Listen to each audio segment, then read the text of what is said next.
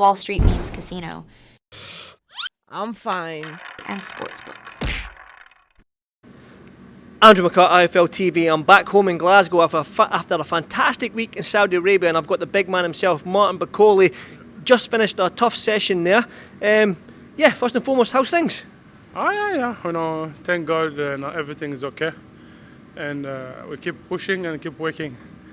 Even people are running away, they don't want to face me, but they can run, but they can't hide.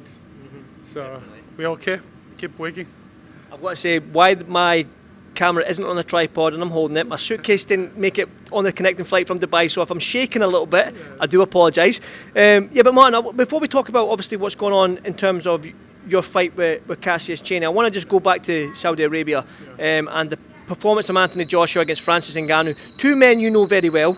Did you expect that from Anthony Joshua? Just 2 rounds, 3 knockdowns. I mean, we thought Joshua might have done it, but we didn't. I think a lot of people didn't expect that. But did you expect that?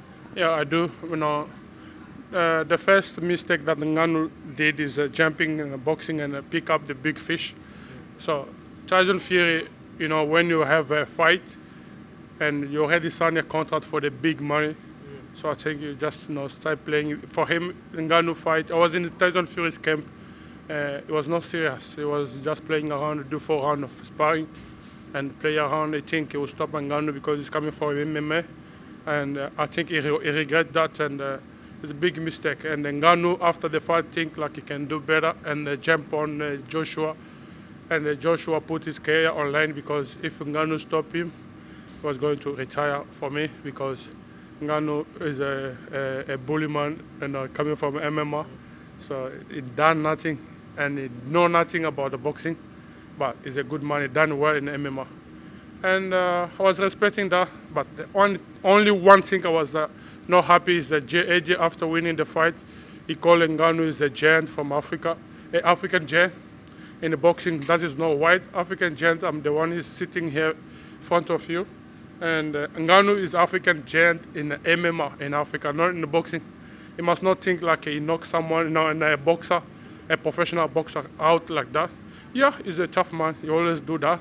But when he was building up his career, Eddie Hearn found him easy fight, was knocking people out like that. But now when he come to professional now, like us now, he start thinking and looking about money before face people like us.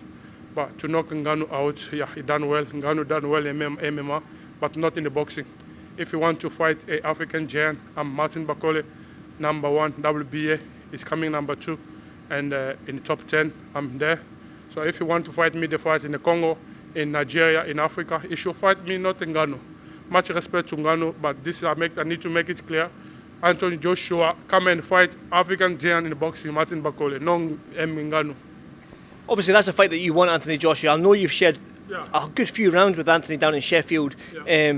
So you know Anthony, you know him very, very well. I know him. When you look at him right now, he's on a crest of a wave. People were always questioning his mentality maybe a year ago, but after these Otto Wallen wins and that Ngannou win, big knockouts, Hellenius as well, it seems like he's back. He's happy, he's smiling. It seems like he's comfortable with Ben Davison. He's found a home in Ben Davison. So do you think Joshua is at his peak right now? This is peak Anthony Joshua? No, it's not back for me, my opinion. Since he lost the 3 fight, is fact. Even look at, it changed everything. He was a nice man, smile man after the fight, good man. And after losing the fight, we see how he's behaving. Well, for me, I'm the one who's supposed to be like that.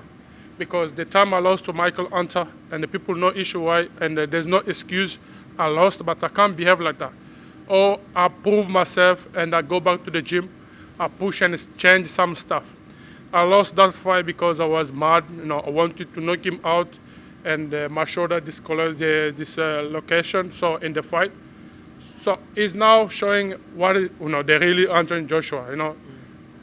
It is what it is, but he's pushing up into, to get that trust from people again. But I think he needs to work on it. Not want to push and prove to everyone that he's back. To be back in the boxing after loss, so everyone have to see the improvement, the changes style, everything, like what he's doing, but he doesn't know, like Eddie Hearn always say, no, he's back, he's a man now. No, if he's back, he should fight a top guy out there, but not look the guy who knocked him out, Wilder knocked him out in the first round.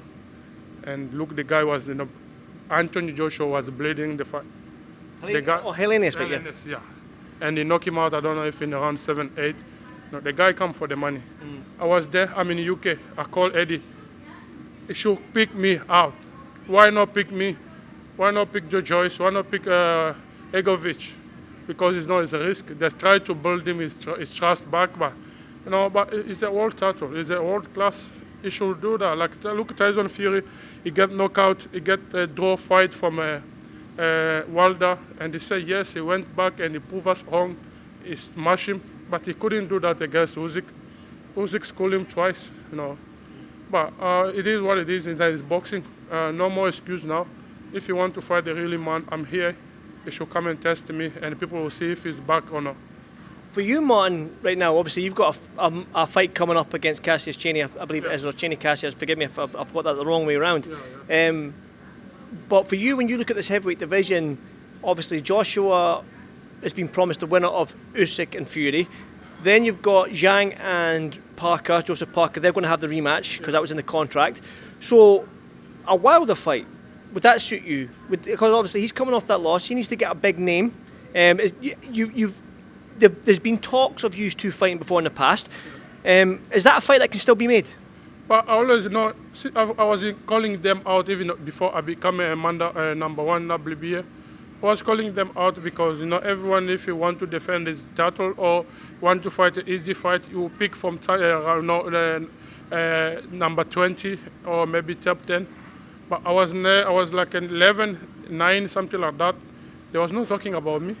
Even when they ask them questions, they always avoid to talk about me. But now I'm a number one WBA, and I know they are promoter, they are protecting them. So it's not time now. Everyone, I was working very hard, and this is not first time. I'm always telling you this, that they are hiding, they are running away from me. They don't want to fight me, but I'm pushing myself. I'm doing everything I can do to catch them and to get them. And now I'm number one now WBA. It's time for them now to show. So they have to fight the really man. And I'm surprised how things are working with the promoter, and they're trying to protect them. They're trying to give that some argument that people want to see a really boxing match, not a business match. So sometimes it makes me feel bad and mad, but it is what it is. It's a boxing. Now it's a business, especially for promoter. They are killing boxing. Well, when you get to the top, that's when the business side of boxing comes in. Yeah. Martin, Dillian Whyte is back on Sunday night. I know I've got to ask. The reason I ask, right, is Dillian Whyte is still a big name in the heavyweight division, even though he'll be a good fight for you. And the reason I say that is boxing likes storylines. We like the backstory behind the fight, especially the fans and the media guys. You've got a little story, a little backstory with Dillian Whyte after Poland back in March last year. So you've got that storyline with Dillian Whyte. He's fighting on Sunday night over in Ireland. He wants to come back. He probably wants to get another ranking spot. Would you put your ranking on the line and fight somebody like Dillian Whyte? You are a bum. Fuck you, Dillian Whyte. The day I'll face you, I don't know, you'll retire that day. Fuck you. I never insult, but this time, I remember in Poland, this motherfucker just tried to dismiss and they called me names live on the tele, and he's back, and I don't know where it was. The dog, cheater, and everything. So it's a prick. He's a bum. Like I said it, and like I call him, he's a bum. I don't want to even talk about him. All is he must sign the contract. He's coming back. Let's have a face to fight. The second one, pick me. I'll kick his ass, motherfucker. Perfect. Sorry, guys. No, it's all right. You don't have to apologise, man. That's actually, I know that's not in you to act like that, but obviously he's upset you. So I'll jump to your fight that you've got planned. Yeah. Well, it's been planned for a wee while now. In I believe it's Cassius Chaney. Is it Cassius Chaney or Cassius Chaney? Yeah. Listen, we know there was purse bids going to happen. They still haven't happened yet. What's happening in that fight? Is it going to happen? When's it going to happen? Can you let me know, or do I have to speak to Billy? It's going to happen because the WBA already send us the letter. They already give us a name. It's always going to happen, 100%. So this one, I leave it to Billy and my team. So they are working on it. is the one who's in a good position to give you all the answer. But for me, I know the fight is going to happen because I want to thank first, the President Mendoza for giving me this big chance and opportunity. I was looking for this long, and I want to thank him and thank my team, Paul, Billy Nelson. They are really working hard on this to get this fight. Now is my promoter and Don King, business now to go on the post bid to decide who's going to take the fight. That doesn't matter, and I don't know nothing about that. I just leave that in my team's hands, so they are in a good position to answer you. But all I know, I'm working hard. I have a name in my head, and I have a fight to fight. Yeah. Man, I won't keep you much longer because my shoulder is on fire. It's burning right now holding this camera up. It's not my fault I don't have my tripod, but anyway, thank you as always, big man. Always appreciate you speaking to me, and always good to see you smiling, big man. And that jump rope with an actual rope. Not skipping ropes, an actual rope, which is always fun to see. I'll put that on my Instagram if you don't mind. But Martin, thank you so much, mate, and I'll see you in the next one. Thank you, mate. Thank you, brother. Thank you so much, and I want to apologize for the language, so I don't want to hear Dillian Whyte names everywhere. So I'm very sorry, and thank you to everyone. AJ, fight Martin Bakole, the really African giant. Stop running! Wall Street Memes Casino I'm fine. and Sportsbook.